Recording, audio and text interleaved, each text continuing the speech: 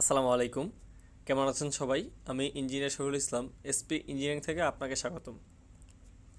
আজকে আমরা পাইল সম্পর্কে জানব। পাইলিং কি এবং কেন করা হয়? পাইলিং হচ্ছে বিল্ডিং বা স্থাপনার এক ধরনের ফাউন্ডেশন, যা স্থাপনার নিচে মাটির গভীরে লোড স্থানান্তর করে স্থাপনাকে দৃঢ়বৃত্তি প্রদান করে। এটা সাধারণত করা হয়ে থাকে যেসব মাটিতে মাটির ভারবহন ক্ষমতা কম কিন্তু স্থাপনাটি বহুতল ভিত্তিক। এটাকে স্থাপনার কলামের সাথে তুলনা করা যায়, যা মাটির গভীরে স্থাপিত হয়। পাইলিং কয়েক ধরনের হতে পারে: cast in situ pile, sand pile, precast pile, সুর pile, timber pile, cast in situ pile.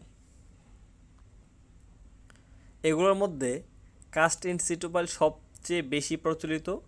এটা সাধারণত সিলিন্ডার আকৃতির হয়ে থাকে,